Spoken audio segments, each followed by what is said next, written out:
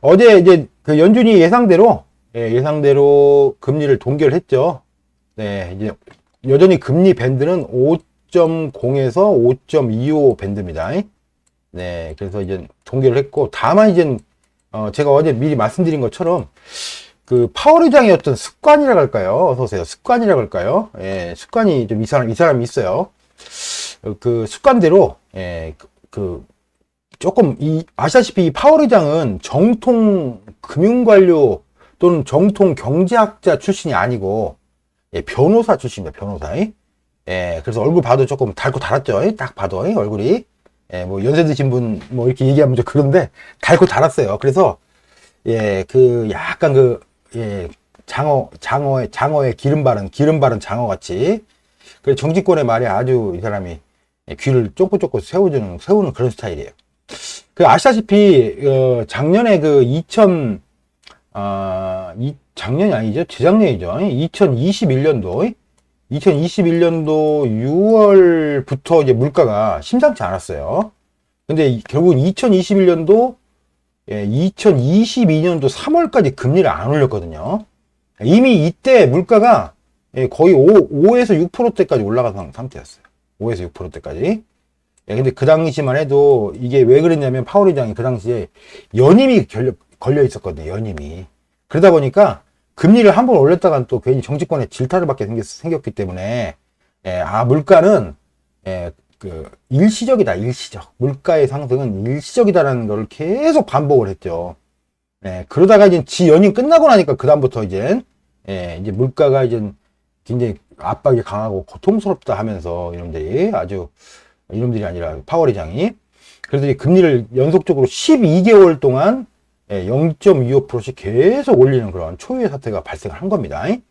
근데 이제 어제 그 미국 증시가 이제 뭐 물론 어제는 이제 내일이 미국 증시가 만기예요. 네, 만기.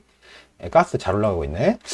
만기다 보니까 나스닥 지수, 다우 지수 등등 이 옵션 시장에 이익이 굉장히 많이 걸려있기 때문에 옵션 시장. 그래서 어제 막상 금리를 발표하고 나서는 이렇게 팍 내려왔었죠. 이렇게 내려왔지만 옵션 시장 이익 때문에 나스닥 지수는 거꾸로 종가까지 쳐 올렸어요. 그러고 나서 이제 아시아장에서 이렇게 좀 다 내려왔고, 그래서 이게 결국 이제 만기다 보니까 이런 흐름이 나오는 거로 봐야 되고요. 중요한 건 이제 무슨 말씀을 드리고 싶냐면, 어제 그 금리 발표의 핵심은, 올해 더 올릴 수 있다. 그 다음에 금리 인하는 없다. 한 2년 걸릴 것 같다. 이런 얘기를 했어요. 2년. 향후 한 2년 걸리지 않겠냐. 물가가 연방준비위원회가 목표로 하는 2% 범위까지 도르려면. 근데 이제 이 시장은 자기 이른바 아전 인수격으로 항상 해석을 하는 경향이 있습니다. 잘 안 믿으려고 하죠. 그러니까 내릴걸. 올해는 힘들어도 내년에는 내릴걸. 뭐 이런 형태로.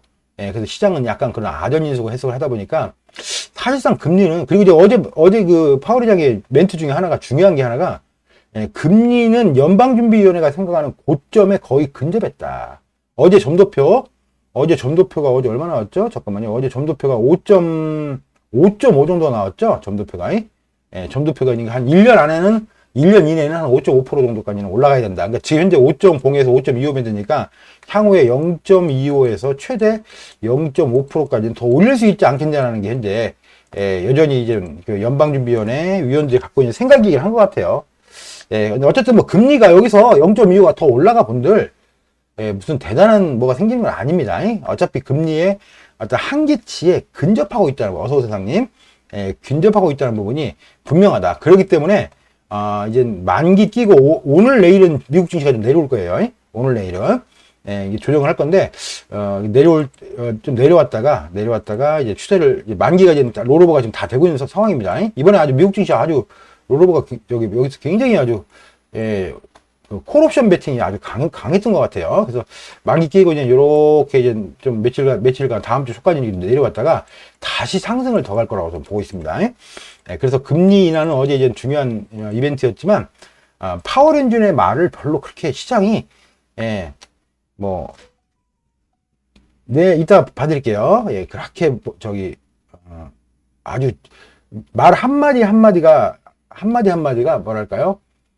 신뢰하는 그런 느낌은 아니다. 이런 말씀을 가볍게 드렸습니다. 그래서 다음 달 7월 달에 이제 또 금리 발표가 있는데 7월 달 되면 또 그때가 생각하자고요. 굳이 뭐 지금 우리가 미리 7월 달 일을 생각할 이유는 없고요. 아마 저는 7월 달에도 안 올릴 거다 이렇게 봅니다. 7월 달에도. 어차피 이 금리가 이미 미국이 5.0에서 5.25 밴드만 해도 여러분 여기다가 이제 이른바 NIM 있죠. NIM. NIM 순이자 마진을 붙인단 말이에요. 은행 금융기관들이. 순이자 마진을 붙이면 뭐 이제 신용도에 따라서 아주 낮은 사람들은 뭐 1%, 신용도가 낮은 사람들은 뭐 3에서 4%, 1금융권 기준으로. 그러면 미국에서 이제 웬만한 사람들이 신용대출이든 뭐든 담보대출 빼고 받으려면 최소한 6.5에서 많게는 10%까지도 이제 금리가 나오기 때문에 이게 제로금리 시절에 2.0, 왜냐면 NIM이 있으니까 1.0에서 뭐 한 3% 사이의 금리하고 지금 이 시점의 금리하고는 미국 국민들이 느끼는 엄청난 체감 효과가 크잖아요. 그래서 자연스럽게 기업 활동이 둔화되는 부작용이 나올 수밖에 없어요. 그게 리세션이고 리세션. 하지만 급격한 리세션으로 나중에 살릴 수가 없어요. 한번 침체의 늪으로 빠지면 걷잡을 수가 없거든요. 그래서 이 소프트 랜딩을 항상 이 연준은 원해요. 혹시 꺾이더라도 소프트 랜딩. 왜 우리 비행기가 하드 랜딩하면 이 크러쉬잖아요. 폭발하잖아요. 밑으로 땅 박잖아요. 소프트 랜딩하면 부드럽게 비행기가 이렇게 내려왔다가 나중에 이렇게 올라가는 형태이기 때문에 그걸 원하기 때문에 금리를 당장은 안 내리더라도 더 크게 올릴 가능성은 낮다라는 부분을 한번 더 피력을 하겠습니다.